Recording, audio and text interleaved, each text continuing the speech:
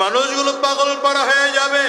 মা তার বাবাকে চিনবে না, বাবা মা সন্তানকে চিনবে না, স্বামী তার বিবিকে চিনবে না, বিবি তার স্বামীকে চিনবে না, বন্ধু বন্ধুকে চিনবে না, ভাই ভাইকে চিনবে না। ইয়াউমা ইয়াফিরুল মারউ মিন আখিহি ওয়া উম্মিহি ওয়া আবিহি ওয়া সাহিবাতিহি ওয়া বানিহি। রব্বে কারীম বলেন, শোনো রে, কিয়ামতের ময়দানটা এত ভয়ঙ্কর, কেউ কাউরে চিনবে না। এমনকি নবীরা পর্যন্ত আল্লাহ পাকের ভয় দেখে, আযাব গজব দেখে কিয়ামতের ময়দানে দাঁড়ায়া দাঁড়ায়া ইয়া নফসি ইয়া নফসি বলে চিৎকার করবে, আল্লাহ আমাকে বাঁচাও, আল্লাহ আমাকে বাঁচাও, আল্লাহ আমাকে বাঁচাও। এমন করে করে করে করে নবীরা পর্যন্ত চিৎকার করবে। ওই ময়দানটায় মানুষগুলো পাগল পারা হয়ে যাবে। কার কাছে গেলে একটু আল্লাহ পাকের কাছে সুপারিশ করে শাস্তির বিধানটা কমায়া দেওয়া যায়? সহিহ বুখারীর মধ্যে এসেছে, মানুষগুলো দৌড়ায়া পয়গম্বর আদম আলাইহিস সালামের কাছে যাবে। তিনি বলবেন, আজকে আমার আল্লাহ তাআলা এমন রাগ করেছেন, আবার তার আমার মালিকের সামনে দাঁড়ানো সম্ভব নয়, তোমরা অন্য কারো কাছে যাও।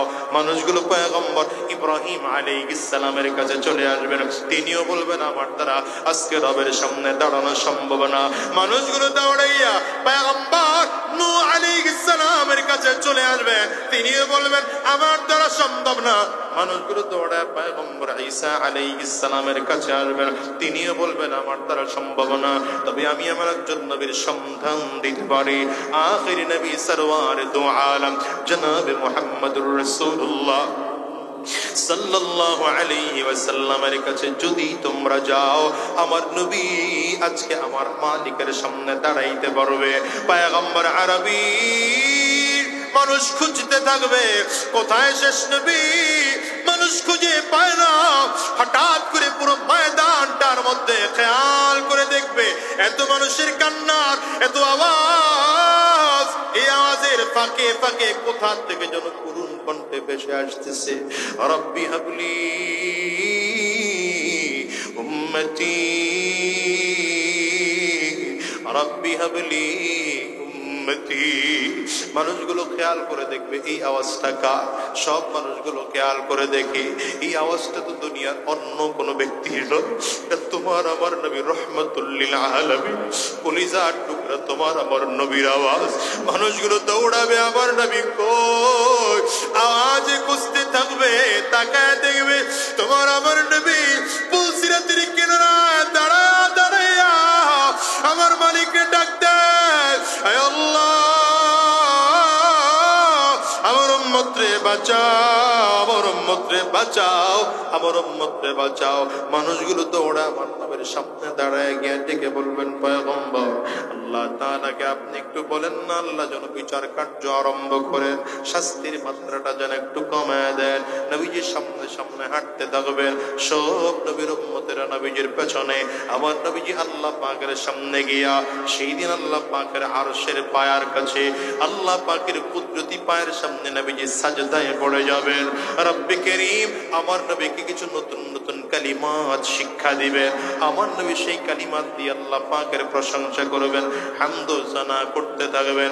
লম্বা সময় আমার নবী আল্লাহ পাকের প্রশংসা করে আল্লাহ পাকের রাগের মাত্রাটা একটু কম হয়ে যাবে। আল্লাহ তাআলা আমার নবীকে ডাক দিবেন, ইয়া মুহাম্মদ ইরফা রাসাক সাল তুতা ইশফা তুশফা। ও পয়গম্বর আপনি সাজদা থেকে মাথা উঠা, কি বলবেন আপনি বলেন না, চাইবেন কি আপনি চান না, আমি আল্লাহ তাআলা আপনাকে দেওয়ার জন্য তৈরি। হাবিবি কিবরিয়া দাঁড়ায় ডাক দেন, আল্লাহ আপনার কাছে কিচ্ছু চাওয়ার নাই। কিয়ামতের ময়দানের এই আযাব, ওদিকে আপনার রাগান্বিত কণ্ঠে জালালিয়াতার কাহরিয়াতের কণ্ঠের আওয়াজ আমার উম্মতরা সহ্য করতে পারছে না গো আল্লাহ, আপনি বিচার কার্য আরম্ভ করে ফেলেন।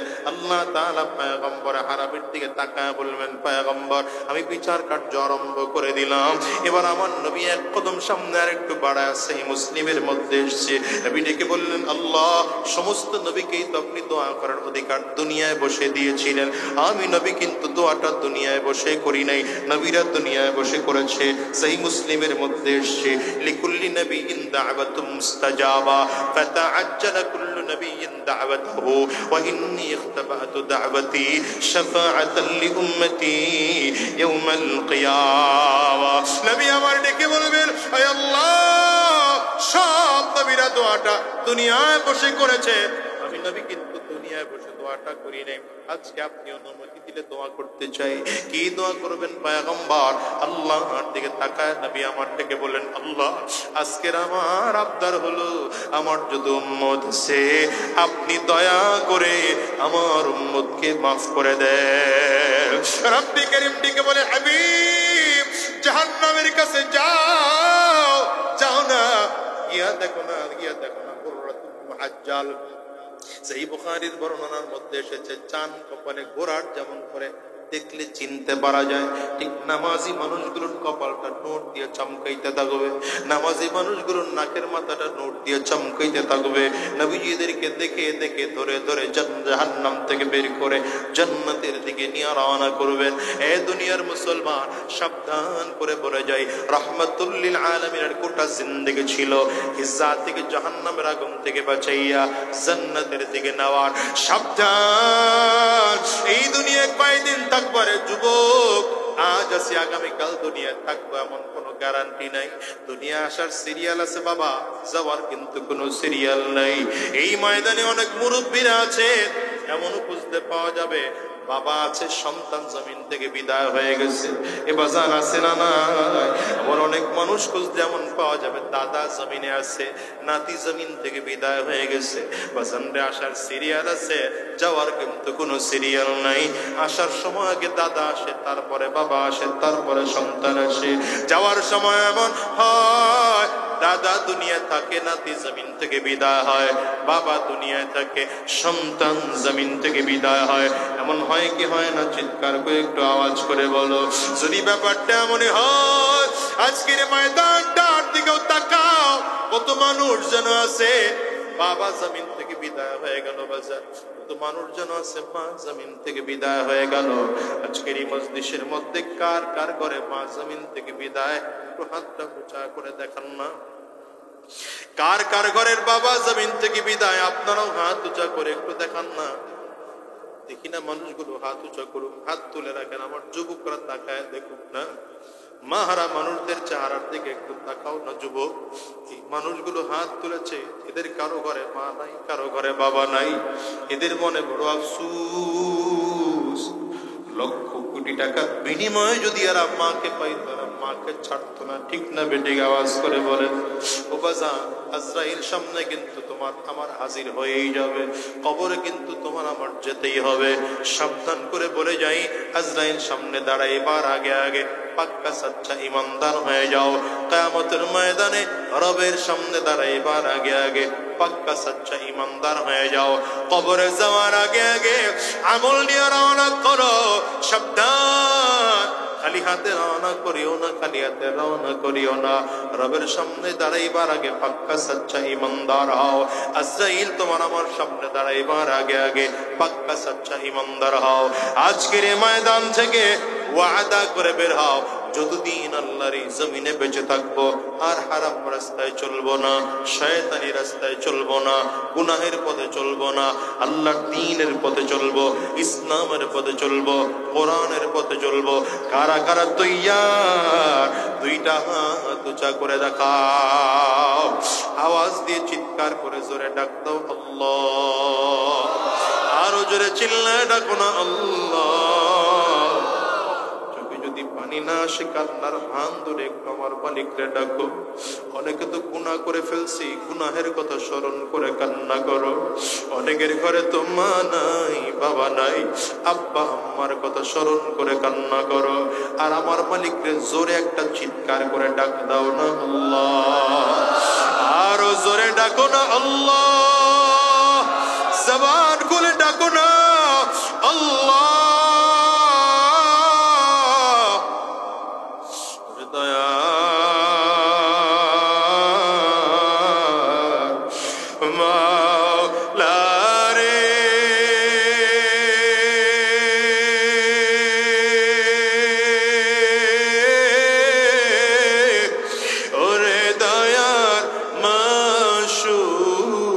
করে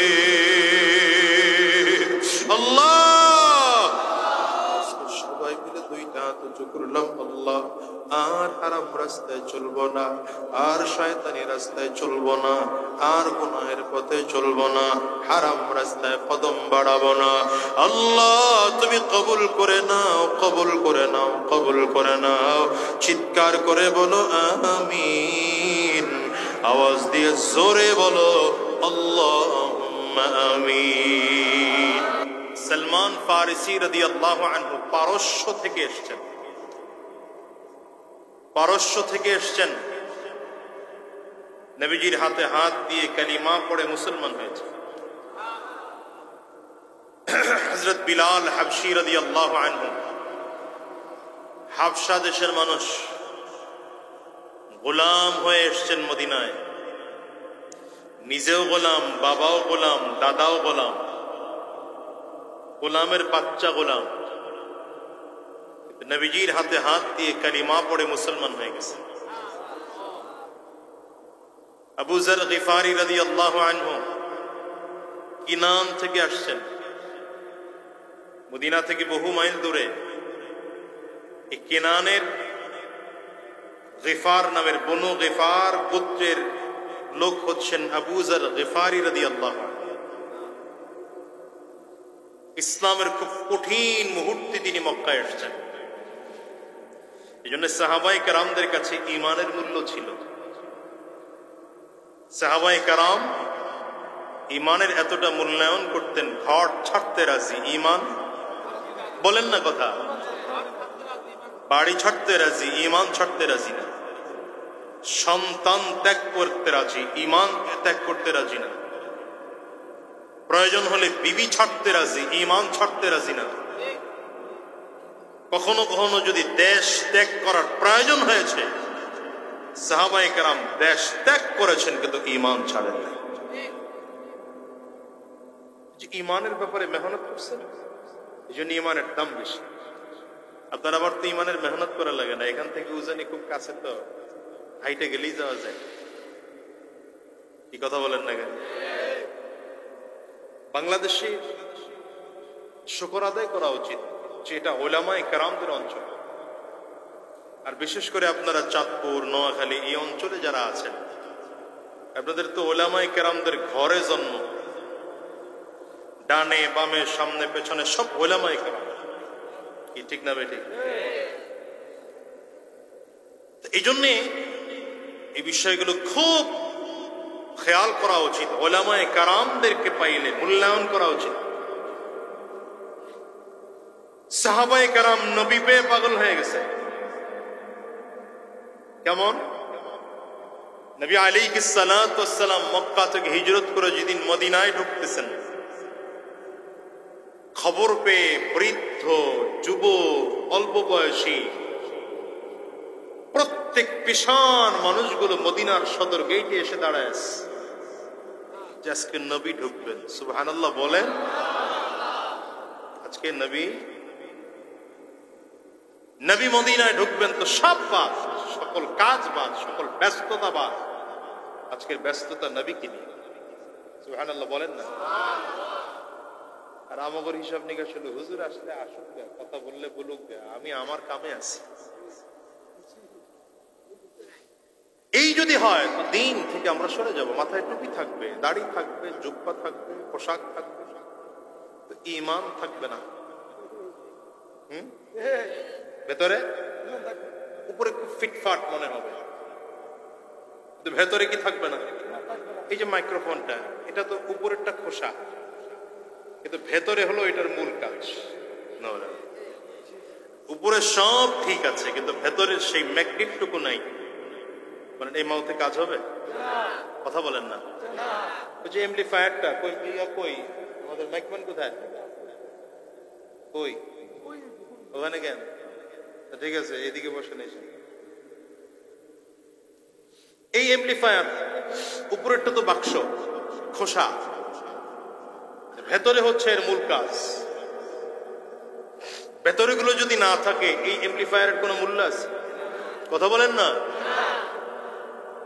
আমার এই চোখ, এই নাক, এই কান, এই মুখ, এই হাত, এই পা, গোটা বডিটার কোনো মূল্য নাই যদি ভেতরে ঈমান না থাকে। বুঝেন নাই? ভেতরে ইমান না থাকলে দাম নাই, দাম নাই কোন। কিন্তু যদি ভেতরে ইমান থাকে, দুই হাত নাই ইমান আছে, চোখ নাই ইমান আছে, ধরে নেন দুই পা নাই কিন্তু ইমান আছে, রবের কাছে এই ব্যক্তির মূল্য আসমান ও জমিন, আসমান জমিনের মধ্যে যা আছে তার থেকে বেশি। হযরত বিলালের তো কিছু নাই ছিল, কথা বল না। হযরত বিলাল, আরে কালো মানুষ, দেখতে কালো, ঠোঁট দুইটা মোটা, আজানের শব্দ শুদ্ধ করে বুঝতে দেন ভালো করে, আপনি একটু আগে দিকে যান। আরে ওলামায়ে কেরাম তো সামনে বলছে, একটু পিছনে যান। হ্যাঁ, ওলামায়ে কি বলছিলাম? হযরত বিলাল কালো মানুষ, গোলাম। কেমন গোলাম? নিজে গোলাম, বাবা গোলাম, দাদাও গোলাম। টাকা পয়সার দিক থেকে কথা কন না কেন, নিঃস্ব। ক্ষমতার দিক থেকে নিঃস্ব। দাম কেমন? নবীজি মেরাজ থেকে ফিরে এসে হযরত বিলালকে ডাকছেন, এই বিলাল, কি আমল করো তুমি? হযরত বিলাল চোখ দিয়ে পানি ছেড়ে দিচ্ছে, হুজুর আপনার সামনে আমল বলবো? যিনি আমল শিক্ষা দিয়েছেন তিনি যদি জিজ্ঞাসা করেন বিলাল কি আমল করো, কি বুঝতে?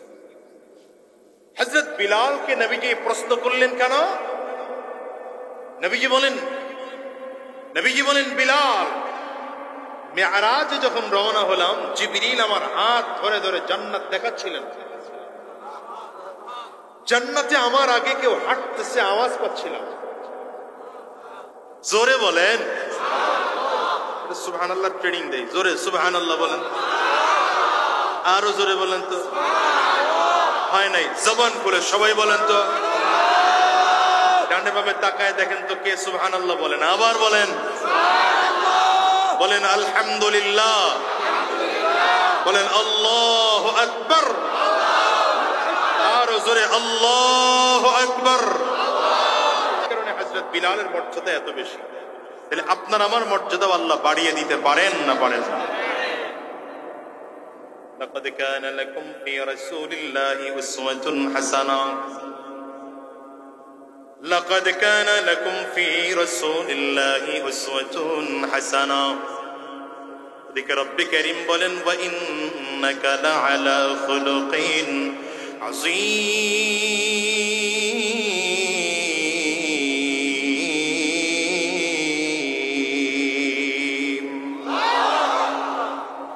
এই দুনিয়ার মুসলমানেরা হযরত বিলালকে নবী ডেকে বলে, বিলাল, কিয়ামতের ময়দানে আমি নবীকে ডাকা হবে জান্নাতের গেট খুলে দেওয়ার জন্য। কারণ আমি নবীর হাতে জান্নাতের গেটের চাবি কাঠি থাকবে। পয়গম্বর আরবি বলেন, আমার আল্লাহ তাআলা আমাকে ডাক দিবেন, পয়গম্বর আপনার হাতের চাবি দিয়ে জান্নাতের গেটটা খুলে দেবেন। আমি আমার হাতের গেট দিয়ে, আমি আমার হাতের চাবি দিয়ে জান্নাতের গেট খুলে দেব। আমার আগে কোন নবীরা জান্নাতে ঢোকার পারমিশন পাবে না। সবার আগে আমি নবী মুহাম্মদুর রাসূলুল্লাহ সাল্লাল্লাহু আলাইহি ওয়াসাল্লাম জান্নাতের মধ্যে ঢুকব। নবী বলেন, আমি জান্নাতে ঢোকার পরে অন্যান্য নবীরা জান্নাতের মধ্যে ঢুকবেন। নবীদের সিরিয়াল শেষ হয়ে গেল। আমার উম্মতেরা, মানে নবী মুহাম্মদুর রাসূলুল্লাহ সাল্লাল্লাহু আলাইহি ওয়াসাল্লামের উম্মতেরা কারা? আমরা বুকে হাত দেন। আমরা শেষ নবী মুহাম্মদুর রাসূলুল্লাহ উম্মতেরা জান্নাতে যাবে। মুহাম্মদুর রাসূলুল্লাহর উম্মতেরা জান্নাতে যাওয়ার পর অন্যান্য সকল নবীরা জান্নাতের মধ্যে ঢোকার, নবীর উম্মতেরা জান্নাতে ঢোকার পারমিশন পাবে। কিন্তু নবী আমার দিকে বলেন, বিলাল, কিয়ামতের ময়দানে আমি নবী যেই সওয়ারিতে আরোহণ করে জান্নাতে ঢুকবো, সেই সওয়ারির লাগাম ধরে ধরে তুমি বিলাল আমার আগে জান্নাতে যাইবা। কি বুঝলেন? এই মাহফিলে আপনারা আমারে দাওয়াত দিচ্ছেন, আমার ড্রাইভারে দিচ্ছেন, কথা কয় না, দাওয়াত দিচ্ছেন কারে? কিন্তু আমার পিএস তো দাওয়াত দেন নাই, আইসে না আয় নাই, ড্রাইভারও আসছে না আসে নাই, বরঞ্চ সে আমার আগে ঢুকছে। কি কথা বলে? গাড়িতে তো সে সামনে বসে, আমি তো পেছন। নবী বলেন কিয়ামতের ময়দানে বিলাল আমি তো থাকবো সওয়ারির পিঠে, কিন্তু আমার সওয়ারির লাগাম ধরে ধরে তুমি বিলাল আমার আগে জান্নাতে যাইবা। মানুষ খুব দুর্বল, মানুষ খুব দুর্বল, টাকা পয়সার দিক থেকে নিঃস্ব, কালো মানুষ, গোলামের বাচ্চা গোলাম, কিন্তু রবের কাছে এত দাম যে নবীর আগে জান্নাতে যায়। আরো জোরে বলা যায় না? হযরত আবু বকর সিদ্দিক রাদিয়াল্লাহু আনহু ইসলাম গ্রহণ করার পরে এত দুর্বল, টাকা পয়সা নাই, ছালার চট পড়ে পড়ে আবু বকর সিদ্দিক রাদিয়াল্লাহু আনহু হাঁটেন ময়দানে ময়দানে। জিবরিল আমিন একবার পয়গম্বরে আরবীর কাছে এসে ডেকে বললেন, পয়গম্বর আপনার আবু বকরকে একটু সালাম জানান। মসজিদে নববীর মিম্বরে বসলে নবীজির ঘর ছিল ডান দিকে, আবু বকর সিদ্দিক রাদিয়াল্লাহু আনহুর ঘর হচ্ছে বাম দিকে। নবীজি আবু বকর সিদ্দিককে খবর পাঠালেন, আবু বকর সিদ্দিক রাদিয়াল্লাহু আনহু এসে নবীজির বাম পাশে দাঁড়িয়েছেন। জিবরিল আমিন আগের থেকে পয়গম্বরে আরবীর ডান পাশে দাঁড়ানো। পয়গম্বরে আরবী তাকায় তাকায় দেখেন আবু বকর সিদ্দিকের পরনের জুব্বাটা ছালার চটের জুব্বা, জিবরিল আমিনের পরনের জুব্বাটাও ছালার চটের জুব্বা, আবু বকর সিদ্দিকের মাথার পাগড়িটাও ছালার চটের পাগড়ি, জিবরিল আমিনের মাথার পাগড়িটাও ছালার চটের পাগড়ি।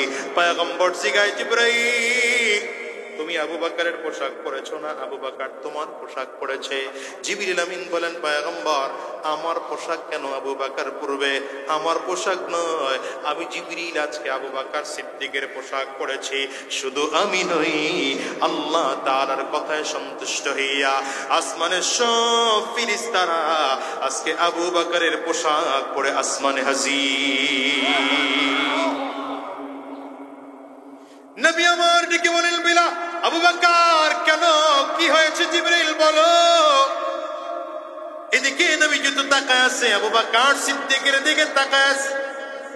আবু বকর সিদ্দিক এমন মানুষ যিনি মক্কার মধ্যে সব থেকে বড় ব্যবসায়ী ছিলেন।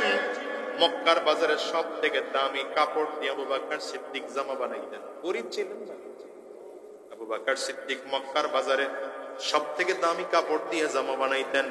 দামি প্লেটের মধ্যে আবু বকর সিদ্দিক রাদিয়াল্লাহু আনহু খানা খাইতেন। মক্কার বড় বড় ব্যবসায়ীরা আবু বকর সিদ্দিক রাদিয়াল্লাহু আনহুর কাছ থেকে পরামর্শ নিয়ে ব্যবসা করতেন, কারণ তিনি একজন সফল ব্যবসায়ী ছিলেন। তার কাছ থেকে পরামর্শ নিলে তারাও সফল ব্যবসায়ী হতে পারবে। সেই আবু বকর সিদ্দিক রাদিয়াল্লাহু আনহু আজকে ছালার চট করে ঘুরতেছেন।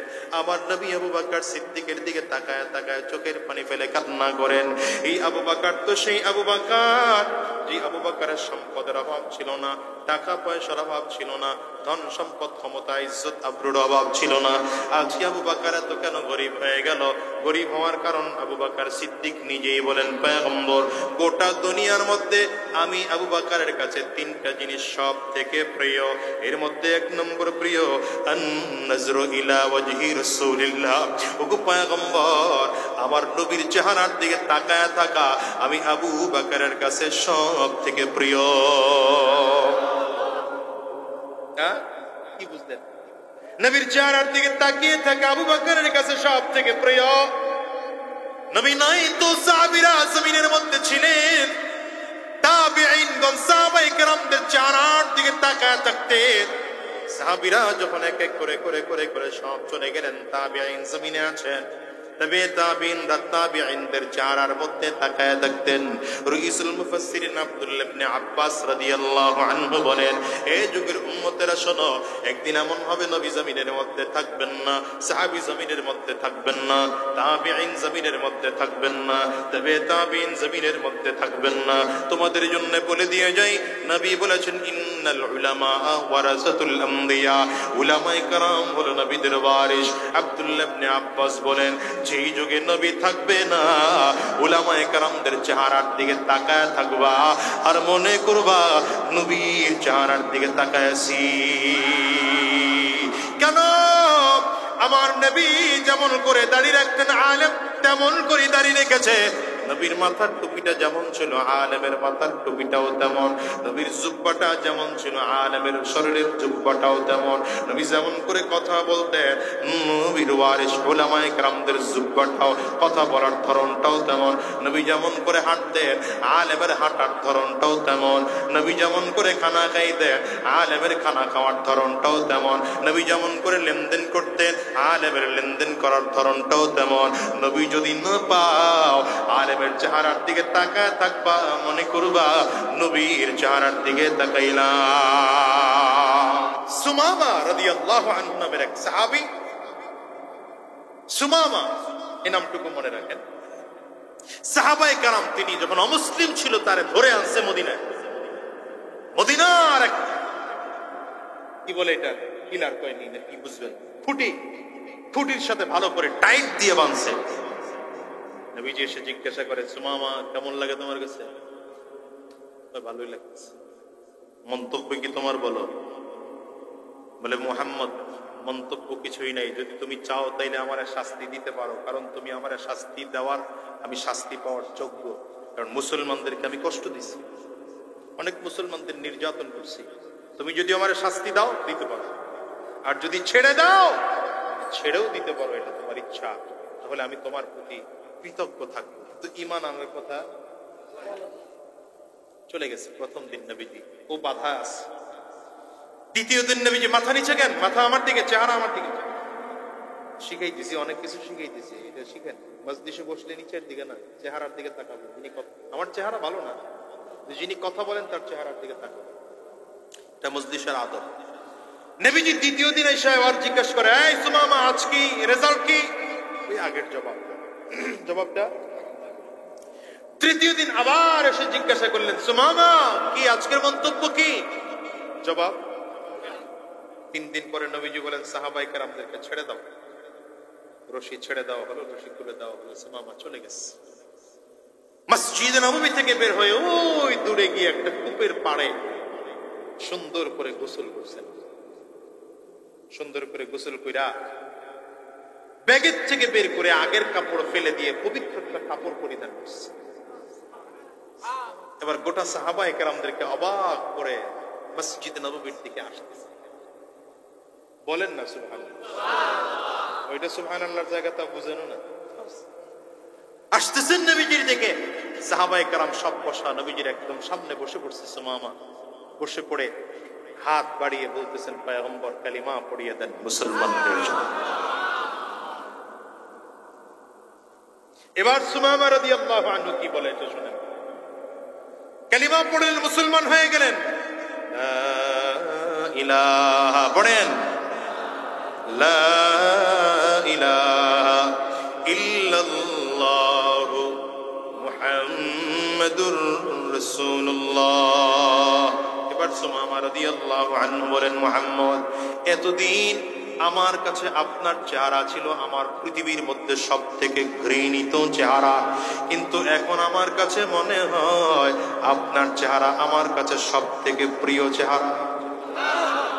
দ্বিতীয় নম্বর পয়গম্বর, এতদিন আমার কাছে আপনার শহর ছিল সবথেকে অপছন্দের শহর, ঘৃণার শহর, কিন্তু আজকের থেকে আমার কাছে মনে হলো মদিনা শহরটা আমার কাছে সব থেকে প্রিয় শহর। 3 নম্বর পয়গম্বর, এতদিন আমার কাছে আপনার ধর্ম, আপনার দিন ইসলাম আমার কাছে ঘৃণিত ধর্ম ছিল, অপছন্দের ধর্ম ছিল, কিন্তু এখন ঈমান আনার পরে মনে হয় আপনার দিন, আপনার ধর্ম ইসলাম আমার কাছে সব থেকে প্রিয় ধর্ম। তাইলে বোঝা গেল ঈমানের পরিচয় হচ্ছে যার মধ্যে ঈমান থাকবে মদিনাওয়ালাকে সব থেকে বেশি প্রিয় মনে হবে, মদিনা শহরকে সব থেকে বেশি প্রিয় শহর মনে হবে, মদিনাওয়ালার দিনকে সব থেকে প্রিয় দিন মনে হবে। এখন মদিনাওয়ালা নবী তো নাই, তাবিঈন নাই, সাহাবায়ে কেরাম নাই, তাবে তাবিঈন নাই, আইম্মা মুজতাহিদিন নাই, উলামায়ে মুতাকাদ্দিমিন নাই, উলামায়ে মুতাআখিরিন নাই, নাই তো নাই। এখন এই যুগের উলামায়ে কেরাম আছেন গো বাবা, এদের চেহারার দিকে তাকাইলে যদি দিল থেকে মহব্বত আসে, মনে করবেন ভিতরে যাররা পরিমাণ হইলেও ঈমান আছে। আর আলেম দেখলে যদি মেজাজ গরম হয়, তাইলে বুঝতে হবে ঈমান তো মোটেও নাই, ঈমানের মধ্যে ভেজাল। ঠিক কিনা জোরে বলো।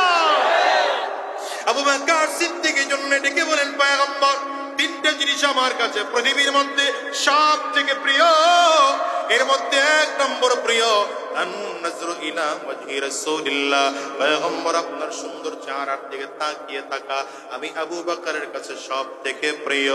দ্বিতীয় নম্বর পয়গম্বর, ইনফাকু মালি আলা রাসূলিল্লাহ, আমার যত সম্পদ আছে সবগুলো আপনার জন্য খরচ করা আমি আবু বকরের কাছে প্রিয়।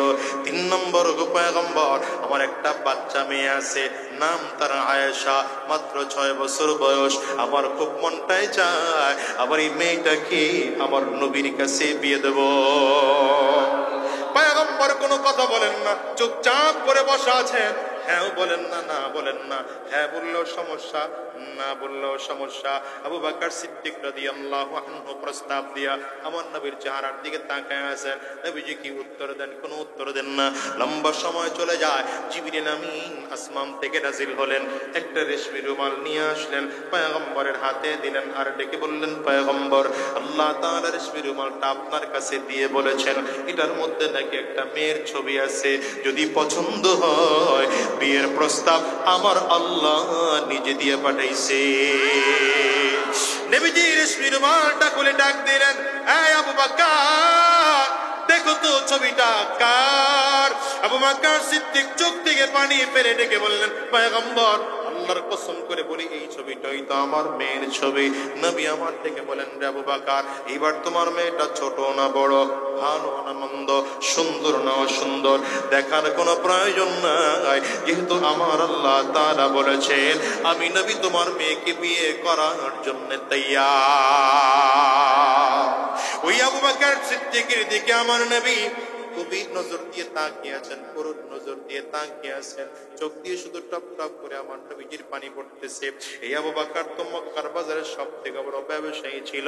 আজকে সেই আবু বকর সিদ্দিকের পরনে ছালার চটের জুব্বা, আজকে আবু বকর সিদ্দিকের মাথায় ছালার চটের পাগড়ি। নবীজি একদিকে তাকায়া, আবার জিবরিল আমিন আরেক দিকে তাকায়া। আজকে জিবরিল আমিন নবীজির দিকে তাকিয়ে বললেন, পয়গম্বর, আমি তো যখনই আপনার কাছে আসি হয়তো আসমান থেকে কোনো ওয়াহী নিয়ে আসি, অথবা আপনার কাছ থেকে কোনো শিক্ষা গ্রহণ করার জন্য আসি, কখনো কোরআনের আয়াত নিয়ে আসি, কখনো ওয়াহিয়ে গায়রে মাতলু হাদিস নিয়ে আসি। আজকে কেন আসছি পয়গম্বর? যদিও সরাসরি আপনার কাছে আজকে আসছি, কিন্তু আমি একটা ভিন্ন স্পেশাল পাওয়ার, স্পেশাল জিনিস নিয়ে আসছি। কি সেই জিনিসটা? এবার আবু বকর সিদ্দিকের দিকে তাকায় জিবরিল আমিন বলেন, ইন্নাল্লাহা ইয়াকরাউ আলাইকাস সালাম ইয়া আবা বকর, হে আবু বকর, আল্লাহ তাআলা তোমার জন্য আসমান থেকে স্পেশাল সালাম লইয়া আমি জিবরিল রে তোমার কাছে পাঠাইছে। আবু বকর সিদ্দিক চোখের পানি ফেলে কান্না করতেছে। এবার আমার নবী শোনাইতেছে, আবু বকর কান্না করো না। সাহাবায়ে কেরামদেরকে ডেকে আমার নবী এবার শোনাইতেছেন, ইন্নী লা আরাফু রাজুলান বিইসমিহি ওয়া বিইসমি আবিহি ওয়া উম্মিহি লা ইয়াতি বাবাম মিন আবওয়াবিল জান্নাহ ফায়ুকালু লাহু মারহাবান মারহাবা।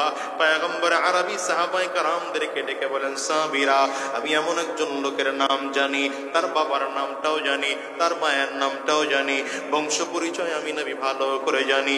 কিয়ামতের ময়দানে এই লোকটা যখন জান্নাতের গেট দিয়ে ঢুকতে থাকবে, জান্নাতি ফেরেশতারা জান্নাতের মধ্যে লাল গালিচা বিছাইয়া দুই দিক দিয়ে কাতার করে দাঁড়িয়ে যাবে।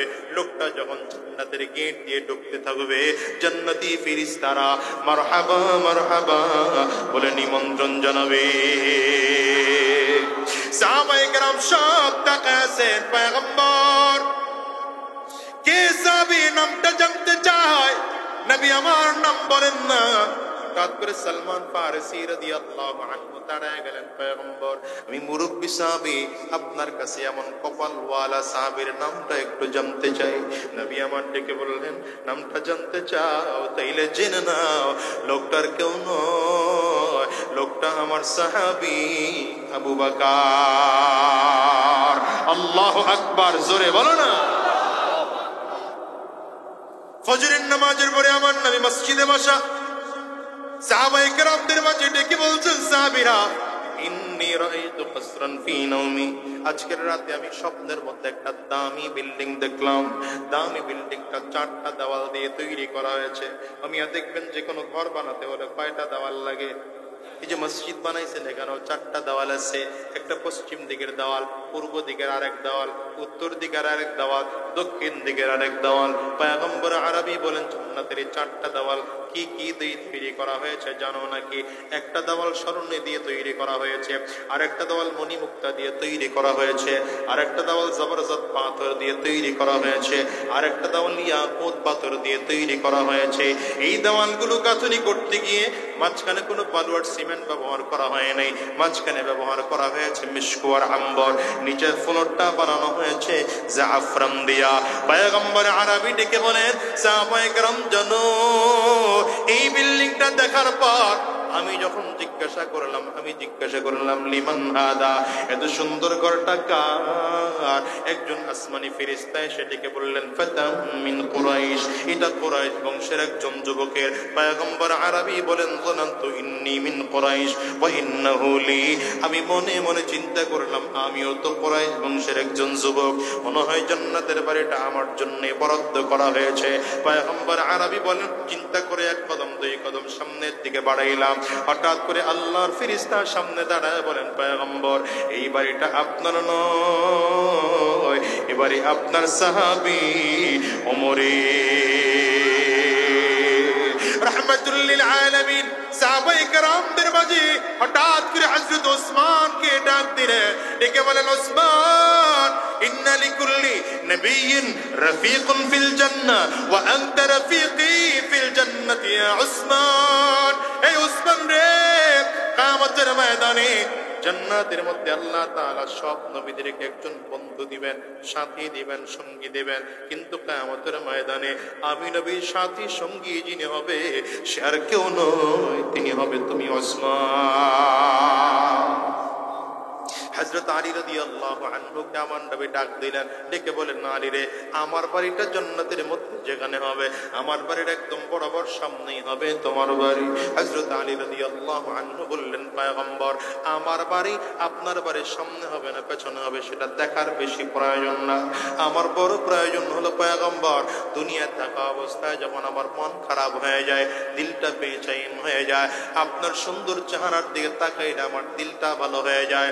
ওগো নবী আমার, আমি আপনার কাছে জানতে চাই, জান্নাতে বসেও যদি আমার দিল খারাপ হয়ে যায়, যদি আপনার সুন্দর চেহারাটা দেখতে মনে চায় গো পয়গম্বর, আমি চাইলে আপনার চেহারা দেখতে পারবো নাকি গো নবীজি? পয়গম্বর আরবি ডেকে বলেন, আলী রে, আল্লাহ তাআলা তোমার জান্নাতের বাড়িটা এমন সুন্দর করে সিটিং আর ফিটিং করে দিবে, জানালার পর্দাগুলো সরাইবা, দরজার পর্দাগুলো সরাইবা, সরায় দিতে দেরি হয় আমি নবীরে সরাসরি দেখতে পাইবা। আল্লাহু আকবার, চিল্লায় জোরে বলো না। हमने आँखों से देखा नहीं है मगर, हमने आँखों से देखा नहीं है मगर, उनकी तस्वीर सीने में मौजूद है, जिसने लाकर कलाम-ए इलाही दिया, जिसने लाकर कलाम-ए इलाही दिया, वो मोहम्मद मदीने में मौजूद है। अल्लाह अकबर बोलो ना। हमने माना कि जन्नत बहुत है हसी, हमने माना कि जन्नत बहुत है हसी, छोड़कर हम मदीना न जाए कहीं, यूं तो जन्नत में सब है मदीना नहीं, यूं तो जन्नत में सब है मदीना नहीं, और जन्नत मदीने में मौजूद है। हमने आँखों से देखा नहीं है मगर, हमने आँखों से देखा नहीं है मगर, उनकी तस्वीर सीने में मौजूद है। रहमतुल लिल आलमीन चारा এত সুন্দর, যে নবীর চারার দিকে তাকাইলে ক্ষুধা নিবারণ হয়ে যেত। নবীজির কন্যা ফাতেমাতুজ জাহরা রাদিয়াল্লাহু আনহা বলেন, মাঝে মাঝে আমার সন্তান দুটো হাসান আর হুসাইন রাদিয়াল্লাহু আনহুমার ক্ষুধা লাগতো। ক্ষুধা লাগলে ওরা মায়ের কাছে এসে কান্না করতো, মা গো ক্ষুধা লেগেছে, খানা দাও। ক্ষুধা নিবারণ করার জন্য খানা যদি ঘরে না থাকতো, অভাবের কারণে যদি খানা ঘরে না থাকতো, আমি আমার কলিজার টুকরা দুটো সন্তানকে ধরে ধরে কোলের মধ্যে উঠাইয়া আমার বাবা রহমাতুল লিল আলামিনের সামনে দাঁড় করায় দিতাম। নবীজির চেহারা দেখলে আমার সন্তানগুলো ক্ষুধার কথা ভুলে যেত। এ যুবক, কেমন নবী পেয়েছো জানো? এত চমৎকার নবী পাওয়ার পরেও নবীর আদর্শ তোমার কাছে আজ ভালো লাগে না। আমার নবীর আদর্শের টুপি তোমার মাথায় লাগাইতে মনে চায় না, নবীর আদর্শের দাড়ি তোমার মুখে লাগাইতে মনে চায় না, নবীর আদর্শের দিন তোমার কাছে ভালো লাগে না, নবীর আদর্শের সুন্নাত তোমার কাছে ভালো লাগে না, নবীর আদর্শের নামাজ তোমার কাছে ভালো লাগে না, নবীর রোজা আজকে তোমার কাছে ভালো লাগে না। তোমার কপাল তো পুড়ে গেল বাজান। ঘর পুড়লে ছাইটা পাওয়া যায়, ছাই পাওয়া যায়, কিন্তু কারো কপাল যদি পুড়ে যায়, কপাল পোড়া ছাই পর্যন্ত পাওয়া যায় না। মুসলমান, তুমি জানো নাকি পরে জাহান্নামের আগুন থেকে বের কইরা জান্নাতে নেওয়ার জন্য নবীজির গোটা জিন্দেগীর মেহনত, গোটা জিন্দেগীর মেহনত, গোটা জিন্দেগীর মেহনত, নবীজির মেহনত থেকে আল্লাহ তাআলা আয়াত নাযিল করেছেন, فلعلك باخع نفسك على آثارهم إن لم يؤمنوا بهذا الحديث أسفا। पैगंबर যারা ঈমান আনবে না, ওদের পেছনে এত দৌড়ায় দৌড়ায় আপনি জীবনটা নষ্ট করে দিয়েন না। রহমতুল নবী দিনের বেলায় মানুষের বাড়িতে বাড়িতে দাওয়াত দেয়। জানেন নবীজির চাচা আবু তালেবের ঘরে, আবু তালেবের ঘরে 1200বার দাওয়াত নিয়ে গেছে। কতবার? 1200বার দাওয়াত নিয়ে গেছেন। চাচা কালিমা পড়েন, মুসলমান হয়ে যান, কালিমা পড়েন, মুসলমান হয়ে যান। আবু তালেব জমিন থেকে বিদায় হয়ে যাবে, নবীজি পাশে গিয়ে হাজির। গো চাচা কালিমা পড়েন, মুসলমান হয়ে যান, অন্তত এতটুকু পড়েন, লা ইলাহা ইল্লাল্লাহু মুহাম্মাদুর রাসূলুল্লাহ। আবু তালেব কালিমা পড়ে না, শয়তান বারবার করে ধোঁকা দেয়, নফস আবু তালেবকে ধোঁকা দেয়। আবু তালেব বেঈমান অবস্থায় জমিন থেকে বিদায় হয়ে গেল। পয়গম্বরের চোখ দিয়ে পানি পড়তেছে, চেহারাটা দুর্বল, মলিন করে ঘর থেকে বের হচ্ছে। আল্লাহ তাআলা হাবিবকে সান্ত্বনা দেওয়ার জন্য আয়াত নাযিল করলেন, ইন্নাকা লা তাহদি মান আহবাবতা ওয়ালাকিন্নাল্লাহ ইয়াহদি মান ইয়াশা। ওই নবী শত শতবার আবু তালেবের ঘরে গিয়েছে, বাইরে ঝড় হচ্ছে, দৌড়ে গিয়ে আবু তালেবের ঘরে। এই সময় বুঝি চাচার জীবন দিল নরম থাকবে, এখন দিনের দাওয়াত দিয়ে দেই। চাচা কালিমা পড়েন, মুসলমান হয়ে যান। আবু তালেব কালিমা পড়ে না, বারবার করে দৌড়ে আবু তালেবের বাড়ি যায়, আবার কখনো আবু জাহালের বাড়ি যায়। রাতের বেলায় নবীজি হাত তুলে দোয়া করে, আল্লাহুম্মা আইজ্জিল ইসলামা বিআহাদিল উমরাইন। 6 বছর নবী দোয়া করছেন, 6 বছর নবী দোয়া করছে, আল্লাহুম্মা আইজ্জিল ইসলামা বিআহাদিল উমরাইন। আয় আল্লাহ, মক্কার মধ্যে 2টা ওমর আছে, 2 ওমর খুব শক্তিশালী। এক হলো খাত্তাবের বেটা ওমর, আর এক হলো হিশামের বেটা আমর। এই 2 ওমরের মধ্যে একটারে তুমি দিনের কাছে নিয়ে আসো, দিনের মর্যাদা বাড়ায় দাও। রাতের বেলায় নবীজির দোয়া চলে, চোখের পানি ফেলে কান্না করে। দিনের বেলায় দাওয়াত চলে। আল্লাহ তাআলা নবীজির চোখের পানি কবুল করে নিয়েছেন। হযরত ওমর ইবনুল খাত্তাব রাদিয়াল্লাহু আনহুকে আল্লাহ তাআলা দ্বীনের জন্য কবুল করে নিয়েছেন। নবীজির গোটা জিন্দেগিটা দাওয়াতের মধ্যে ছিল। উম্মতকে জাহান্নাম জাহান্নামের রাস্তা থেকে টেনে টেনে বের করে জান্নাতে নেওয়া ছিল আমার নবীর প্রধান কাজ। আম্মা জান আয়েশা সিদ্দিকা রাদিয়াল্লাহু আনহা বলে, নবীজি ঘুমাইতেন না, রাতের বেলায় দাঁড়ায়া দাঁড়ায়া শুধু নামাজ, এত লম্বা নামাজ পড়তে দাঁড়াইলে মনে হয় যেন আর রুকু করবেন না, রুকু করলে মনে হয় যেন আর কোনোদিন সাজদা করবেন না। সাজদায় গিয়ে এত লম্বা সাজদা দিতেন। আম্মা জান আয়েশা রাদিয়াল্লাহু আনহা বলেন, একদিন নবীজি যখন সাজদার মধ্যে ঢুকে পড়লেন, আমি সন্দেহ হয়ে গেল এত লম্বা সাজদা কেন। নবীজি মনে হয় জমিন থেকে আবু হযরত আম্মা জান আয়েশা সিদ্দিকা বলেন, জানান্তু আন্নাহু ক্বাদ কুবিযা, মনে মনে চিন্তা করলাম নবীজি কি জমিন থেকে বিদায় হয়ে গেল নাকি। আমি নিচে নেমে নবীজির পায়ের মধ্যে একটু চিমটি কাটলাম। আমি আমার নবীজি পাটা নাড়া দিলেন, আমার শরীরের মধ্যে নবীজির পা থেকে ঘামের পানি চলে আসছে। আমি দাঁড়ায় দাঁড়ায় বললাম, ওগো পয়গম্বর। নামাজ শেষ করলেন, নামাজ শেষ করার পরে আম্মা জান ডাকে, পয়গম্বর কদ গফারাল্লাহু লাকা মা তাকদ্দামা মিন যামবিকা ওয়া মা তাআখার, আপনার আগের গুনাহ পরের গুনাহ আল্লাহ তাআলা সবই তো maaf করে দিয়েছে। এরপরে এত কষ্ট করে করে করে করে কেন আপনি দাঁড়ায় থাকেন? নবীজি ডাক দেয়, আয়েশা রে, আমি কি আমার মালিকের শুকর গুজার বান্দা হব না? নবীজি দাঁড়া রাতের বেলায় সাহাবীদের নাম ধরে ধরে কাঁদে, আর সাহাবায়ে কেরামদেরকে জাহান্নাম থেকে বের কইরা জান্নাতে নামার জন্য নবীজির গোটা জিন্দেগির মেহনত ছিল। আরে ভাই, এখনো নবীজি মদিনায় বসে কান্না করেন, মদিনায় বসে কান্না করেন। হাদিসের মধ্যে আসছে, রাহমাতুল লিল আলামিনকে যখন কিয়ামতের ময়দানে উঠানো হবে, সব মানুষগুলো উলঙ্গ অবস্থায় উঠবে, আমার নবীর পরনে কাপড় থাকবে। ফেরেশতারা তাকায় তাকায় দেখবে নবীজির ডান সাইডে এই জায়গাটা মাটি দিয়া মাখা। সাহাবায়ে কেরাম ফেরেশতারা জিজ্ঞাসা করবেন, নবীজি আপনার ডান সাইডটা কাদা মাটি মাখা কেন? নবী বলবেন, ফেরেশতারা জানো কবরে বসে ঘুমাইতে পারি না, উম্মতের জন্য কাঁদছি। আমার উম্মত একটাও যেন জাহান্নামের আগুনে জ্বলে না যায়, এজন্য কবরে বসে বসে আমি নবী কাঁদছি। আমার আল্লাহ কান্নার আসর কিয়ামতের মাঠে দেখানোর জন্য আমার ডান সাইডে কাদা লাগাইছে। কিয়ামতের ময়দান কত কঠিন। সহিহ বুখারীর মধ্যে আসছে পয়গম্বরে আরবীর কথা, কিয়ামতের ময়দানটায় যখন মানুষ দাঁড়াবে, গুনাহগার দাঁড়ায় দাঁড়ায় দেখবে মাথার সূর্য মাথার মুড়ো ভাত উপরে, সূর্যের তাপে মাথার মগজগুলো টকবক টকবক করে ফুটতেছে।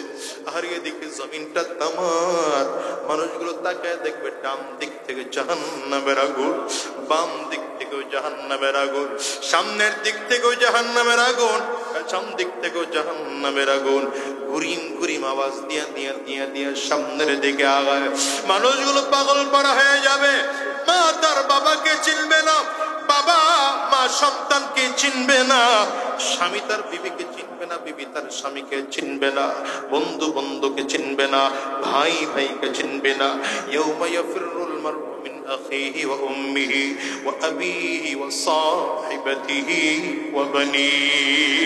রব্বে কারীম বলেন, শোনো রে, কিয়ামতের ময়দানটা এত ভয়ঙ্কর, কেউ কাউরে চিনবে না। এমনকি নবীরা পর্যন্ত আল্লাহ পাকের ভয় দেখে, আযাব গজব দেখে কিয়ামতের ময়দানে দাঁড়ায় দাঁড়ায় ইয়া নাফসি বলে চিৎকার করবে, আল্লাহ আমাকে বাঁচাও, আল্লাহ আমাকে বাঁচাও, আল্লাহ আমাকে বাঁচাও। এমন করে করে করে করে নবীরা পর্যন্ত চিৎকার করবে। ওই ময়দানটায় মানুষগুলো পাগল পারা হয়ে যাবে। কার কাছে গেলে একটু আল্লাহ পাকের কাছে সুপারিশ করে শাস্তির বিধানটা কমায় দেওয়া যায়। সহিহ বুখারীর মধ্যে এসেছে, মানুষগুলো দৌড়ায়া পয়গম্বর আদম আলাইহিস সালামের কাছে যাবে। তিনি বলবেন, আজকে আমার আল্লাহ তাআলা এমন রাগ করেছেন, আবার তার আমার মালিকের সামনে দাঁড়ানো সম্ভব নয়, তোমরা অন্য কারো কাছে যাও। মানুষগুলো পয়গম্বর ইব্রাহিম আলাইহিস সালামের কাছে চলে আসবেন। তিনিও বলবেন, আমার দ্বারা আজকে রবের সামনে দাঁড়ানো সম্ভব না। মানুষগুলো দৌড়াইয়া পয়গম্বর নূহ আলাইহিস সালামের কাছে চলে আসবেন। তিনিও বলবেন, আমার দ্বারা সম্ভব না। মানুষগুলো দৌড়ায় পয়গম্বর ঈসা আলাইহিস সালামের কাছে আসবেন। তিনিও বলবেন, আমার দ্বারা সম্ভব না, তবে আমি আমার একজন নবীর সন্ধান দিতে পারি। আখির নবী সরওয়ার দু আলম জনাবে মুহাম্মদুর রাসূলুল্লাহ সাল্লাল্লাহু আলাইহি ওয়াসাল্লামের কাছে যদি তোমরা যাও, আমার নবী আজকে আমার মালিকের সামনে দাঁড়াইতে পারবে। পয়গম্বর আরবী মানুষ খুঁজতে থাকবে, কোথায় শেষ নবী? মানুষ খুঁজে পায় না। হঠাৎ করে পুরো ময়দানটার মধ্যে খেয়াল করে দেখবে, এত মানুষের কান্নার এত আওয়াজ, এই আওয়াজের ফাঁকে ফাঁকে কোথা থেকে যেন করুণ কণ্ঠে ভেসে আসতেছে, রব্বি হাবলি উম্মতি, রব্বি হাবলি উম্মতি। মানুষগুলো খেয়াল করে দেখবে এই আওয়াজটা কার। সব মানুষগুলো খেয়াল করে দেখে এই আওয়াজটা তো দুনিয়ার অন্য কোন ব্যক্তির নয়, এটা তোমার আমার নবী রহমাতুল লিল আলামিন, কলিজার টুকরা তোমার আমার নবীর আওয়াজ। মানুষগুলো দৌড়াবে, আমার নবী কই, আওয়াজ খুঁজতে থাকবে, তাকায় দেখবে তোমার আমার নবী পুলসিরাতের কিনারায় দাঁড়ায়া দাঁড়াইয়া আমার মালিককে ডাক দেয়, আয় আল্লাহ আমার উম্মত রে বাঁচাও, আমার উম্মত রে বাঁচাও, আমার উম্মত রে বাঁচাও।